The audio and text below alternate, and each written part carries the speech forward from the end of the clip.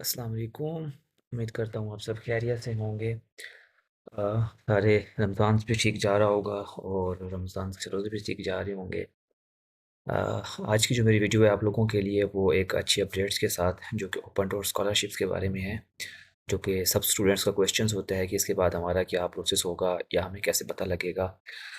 तो अभी आप लोगों ने ज़ाहिर बात है यूनिवर्सिटी में जो है ना वो डॉक्यूमेंट्स वगैरह सबमिट कर दी हैं अपने सारे आप लोगों ने। और यूनिवर्सिटी जो है ना वो आपके डॉक्यूमेंट्स को जो है ना वो वेरीफ़ाई करेगी सबसे पहले। आप वेरीफ़ाई करने के बाद अगर जो आप आपने जो एप्लीकेशन सबमिट की हुई है उसमें कोई मिस्टेक्स होगी या कोई कोर्स गलत लिख दिया आपने या कोई नेम का कोई मसला होगा या कुछ भी होगा तो वो यूनिवर्सिटी पहले आपके सारे डॉक्यूमेंट्स वेरीफ़ाई करेगी। अगर उसमें कोई मसला होगा तो वो दोबारा आपको ईमेल भेजेगी कि इसको आप ठीक करके में दोबारा डॉक्यूमेंट्स जमा करवाएँ। तो आप लोगों को अब परेशान होने की बिल्कुल ज़रूरत नहीं है, आप लोगों ने रिलैक्स रहना है। अब आप लोगों का मसला नहीं है, अब जो है ना वो यूनिवर्सिटी का मसला है और आगे मिनिस्ट्री का मसला है, ठीक है जी?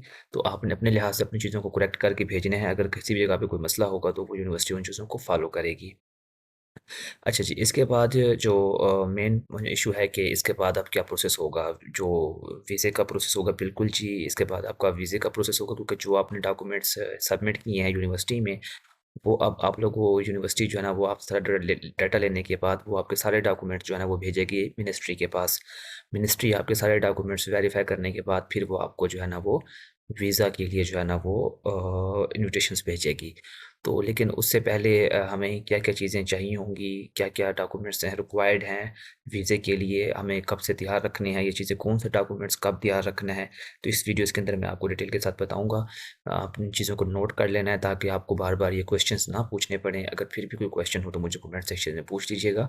मैं आपको इसको डिटेल के साथ पहले मैं आपको चलो वीडियोज़ की तरफ लेके चलता हूँ, फिर और कुछ बातें हैं वो मैं आपको एंड में बताऊँगा वीडियोज़ की इम्पोर्टेंट्स बातें जो हैं। तो लेकिन जो हमारी मेन वीडियो है आज हमारे डॉक्यूमेंट्स के लिहाज से, पहले मैं आपको वही दिखा देता हूँ कि हमने कौन-कौन से डॉक्यूमेंट्स जो है ना वो हमें चाहिए फॉर वीज़ा अप्लाई के लिए, ठीक है जी? तो ये जो है हमारा मेन प्रोसेस है, रिक्वायर्ड डॉक्यूमेंट होते हैं जो वीज़ा प्रोसेसिंग के लिए हमें करवाने होती हैं और कौन-कौन से हैं और क्या फ़ॉलो-अप करनी है चीज़ों को, कौन सा डॉक्यूमेंट्स आपने कब प्रिपेयर करना है। क्या अभी हम मतलब एपोस्टाइल और इसकी तरफ जाना चाहें या नहीं, ये सारे क्वेश्चनों का जवाब मैं आपको एंड में दूँगा। तो आप लोगों ने ये वीडियोज़ को एंड तक लाज़मी देखा ताकि आप ये सारे क्वेश्चंस जो है ना वो क्लियर हो सकें। तो सबसे पहले मैं आपको डॉक्यूमेंट्स कुछ बता देता हूँ ताकि आपको पता हो। ये कुछ बेनिफिट्स मैंने ऑलरेडी पहले बताए हुए हैं आप लोगों को पिछली वीडियोज़ के अंदर स्कॉलरशिप के डिटेल के साथ भी क्या-क्या चीज़ें आपको मिलती हैं, कितनी-कितनी क्या चीज़ें एक्सपेंस हैं। अगर किसी ने ये वीडियो तो नहीं देखी, न्यू है, तो वो मेरी प्रीवियस वीडियोज़ लगी हुई है, तो आप ये सारी चीज़ें देख लेंगे, आपको सारे क्वेश्चंस क्लियर हो सकेंगे। यहाँ से मेरी जो क्वेश्चंस है वीडियोज़ है कि for open door relations government scholarships the visa documents are required after the you win the scholarships and receive the admissions from the university.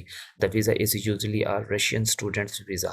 तो ये मैंने आज आपको स्टूडेंट्स वीज़ा ज़ाहिर बात है आपको मिलेगा तो आपने स्टूडेंट्स वीज़े के लिए जो है ना वो अप्लाई करना होगा और आपको डॉक्यूमेंट्स चाहिए होंगे। सबसे पहली चीज़ आपका पासपोर्ट होगा। अगर किसी के पासपोर्ट को अभी कोई डेट ख़त्म होने वाली है, 18 मंथ का रह गया तो वो उसको दोबारा से रिन्यू करवा ले क्योंकि यहाँ आप आके फिर नहीं करवा सकते।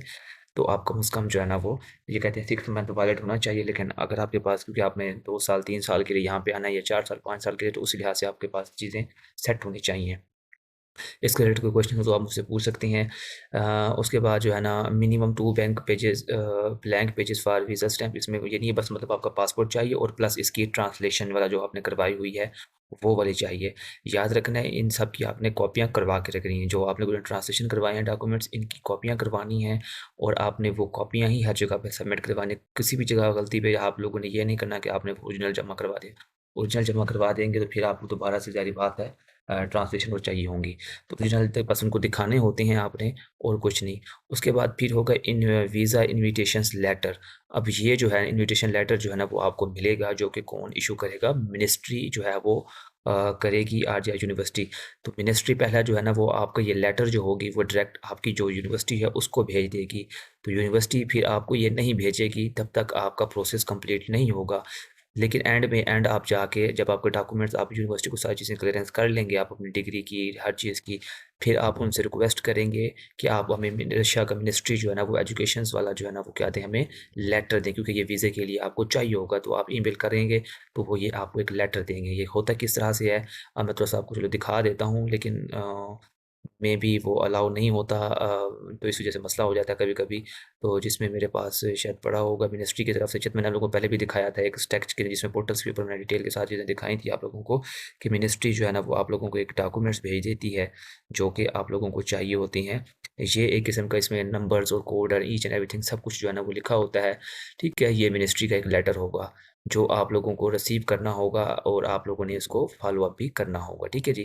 तो इस तरह से जो है वो मिनिस्ट्री आपको एक लेटर भेजेगी, ये लेटर भी आप लोगों ने वीज़ा के लिए लेके जाना होता है, प्रिंट लेके, ओरिजिनल जो आपको मिलेगा ये, अगर आपको यूनिवर्सिटी देती है ठीक है, नहीं तो फिर आपको ईमेल करके ये लाज़मी लेना होगा। एक तो होगा ये, इसको हम इन्विटेशन लेटर इसी को कहते हैं, ठीक है जी? और कोई लेटर नहीं होगा, यही एक होगा, और एक आपको जो ओपन डोर की तरफ से मिला हुआ होगा, वो आप लोगों ने जो है अपने पास रखा है। ओपन डोर वाला भी मैंने आप लोगों को दिखाया हुआ है पहले, वो होगा। फिर उसके बाद आप अपना वीज़ा एप्लीकेशन फ़ॉर्म फिल करेंगे, या जब हमारा वीज़ा आएगा उसके बाद हम एप्लीकेशन फ़ॉर्म वगैरह अपनी ऑनलाइन एप्लीकेशन जो है ना वो सबमिट करते होती हैं और उसका प्रिंट लेते होते हैं, फ़ीस पे करते हैं और फिर चले जाते हैं। जो भी उसका मैं फिर आपको ये डिटेल के साथ बताऊँगा कि अप्लाई कैसे होना है, कितने एक्सपेंस होंगे, किस-किस तरह से आपने जाना है, कौन-कौन से डॉक्यूमेंट्स आपने वीज़ा प्रोसेस के लिए एम्बेसी लेके जाने हैं।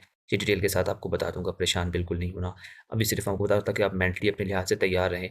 उसके बाद आपके पासपोर्ट साइज़ फ़ोटोग्राफ्स आपको चाहिए होंगे, ठीक है? जो आपके रीसेंट होने चाहिए, कोई आप अपने छोटे बच्चों वाली नहीं, जो आपकी 2-3 साल पहले वाली, उन्हें तो कोशिश करिए कि आपने न्यू बनवा लेनी है और बहुत सी बनवा लेनी है, क्योंकि आपको यहाँ पे भी काम आएँगी, आपको बार-बार काम आ जाएँगे, तो आपने काफ़ी ज़्यादा अपने पास फ़ोटो जो है वो बनवानी है, विद बैकग्राउंड के साथ जो है ना, व्हाइट बैकग्राउंड के साथ, ठीक है?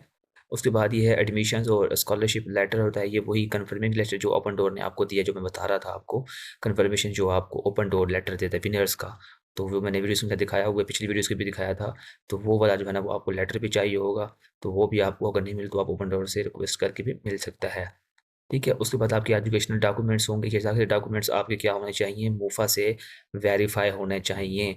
लेकिन आपने कब स्टार्ट करवानी है, ये मैं आपको बताऊँगा, आपने कौन-कौन सी तरह की, क्योंकि मूफा से भी 2 तरह की वेरिफ़िकेशन होती है, एक सिंपल वेरिफ़िकेशन और एक होती है एपोस्टाइल वेरिफ़िकेशन। दोनों का डिफ़रेंस होता है। इसी तरह अगर आप बोर्ड से करवा रहे होते हैं, बोर्ड से भी डिफ़रेंस होती है वेरिफ़िकेशन। आईपीसीसी में भी डिफ़रेंस होती हैं कि आपने 2 हर जगह पे जाएँगे तो 2 तरह की वेरिफ़िकेशन होती है, तो आपने कौन सी करवानी है, तो मैं ये वन बाय वन आपको डॉक्यूमेंट्स के प्रोसेस में बताऊँगा जो आपने वेरीफ़ाई करवानी है।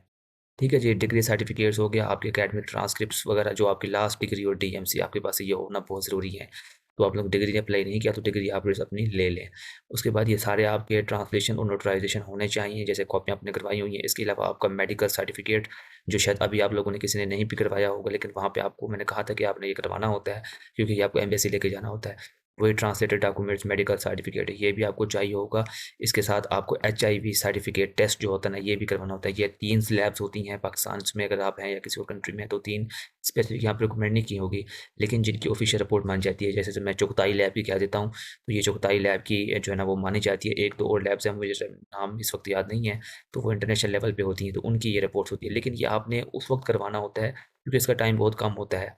जब आपका वीज़ा आएगा, आप वीज़ा अप्लाई करेंगे, जब आपको एम्बेसी बुलाएगी, एम्बेसी जाते वक़्त, उसी वक़्त आपने करवाना है, क्योंकि ये 1 दिन के अंदर आपको मिल जाता है, ताकि इसका टाइम कम हो जाए।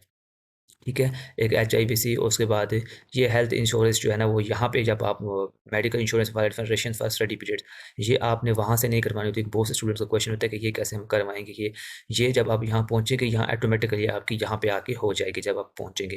तो ये आपकी यूनिवर्सिटी करवाएगी, इसकी आप सिर्फ़ फ़ीस पे करेंगे, और वो आपकी हेल्थ इंश्योरेंस जो है ना वो यहाँ पे होगी। ठीक है? कोई बैंक स्टेटमेंट वगैरह ये वो चीज़ें यहाँ पे नहीं चाहिए स्कॉलरशिप्स के लिए, याद रखना है, ठीक है? ईज़ी रहना है।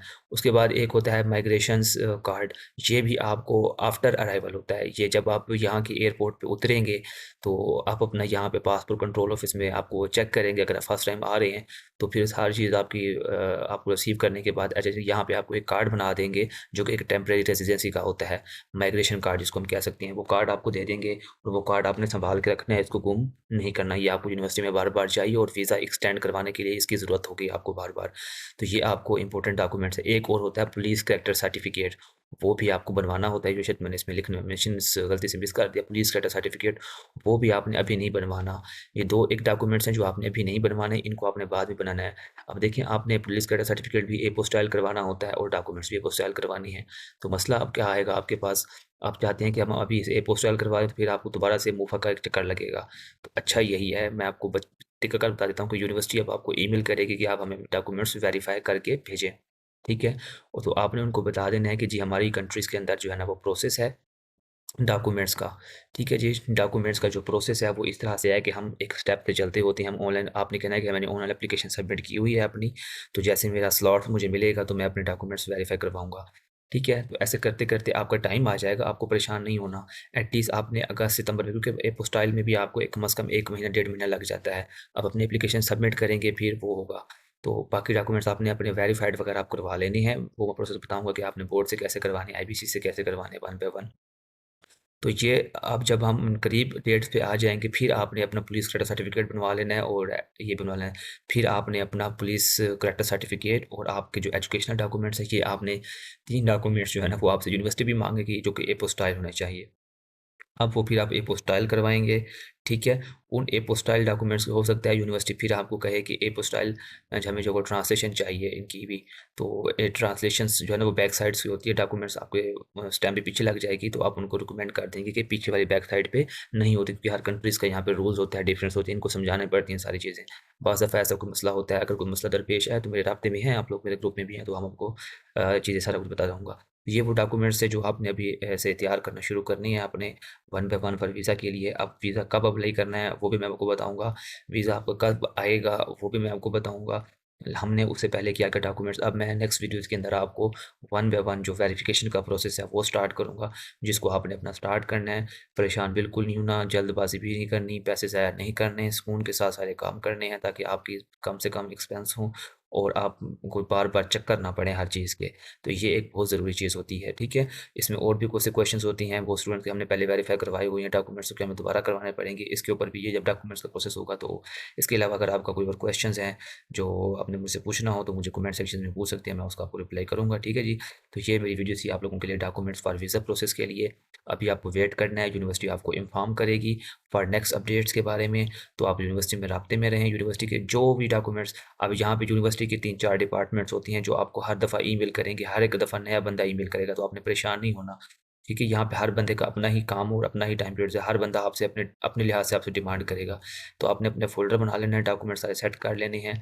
अगर कोई आपको डॉक्यूमेंट्स यूनिवर्सिटी का पर्सन कहता है कि हमें डॉक्यूमेंट्स भेजें, उसको भेजें, फिर 1-2 दिन बाद एक और बंदे की अगर ईमेल आती है, तो हमें डॉक्यूमेंट्स भेजें, तो आपने उसको भी भेजने हैं। ये नहीं कहना कि भई मैंने पहले जमा करवाए हुए हैं, ये है, वो है।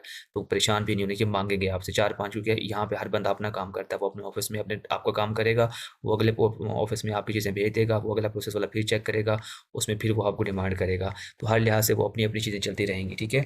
तो आपने परेशान नहीं होना, जितनी दफ़ा आपको यूनिवर्सिटी जो भी कुछ कहती है, तो आपने उसको फ़ॉलो अप करना है और इसको लेके चलते रहना है, ठीक है जी? तो ये मेरी डॉक्यूमेंट्स के लिहाज से थोड़ी वीडियो थी आपके लिए। बाकी डिटेल के साथ मैं आगे नेक्स्ट स्टेप के साथ आपको बताऊँगा, तो आपने उस स्टेप को फ़ॉलो करना है और फ़ॉलो करते हुए इंशाअल्लाह ताला आप लोग यहाँ रशिया भी पहुँच जाएँगे एक दिन दुआओं के साथ, ठीक है जी? जैसे हम पहुँचे हैं, आप भी पहुँचेंगे। चैनल के साथ जुड़े रहिए, चैनल को सब्सक्राइब, शेयर लाज़मी किया करें, वीडियो अच्छी लगी हो तो शेयर भी और लाइक भी ज़रूर किया करें, ठीक है जी? मिलते हैं अगली वीडियो में नई डिटेल के साथ। अल्लाह हाफ़िज़।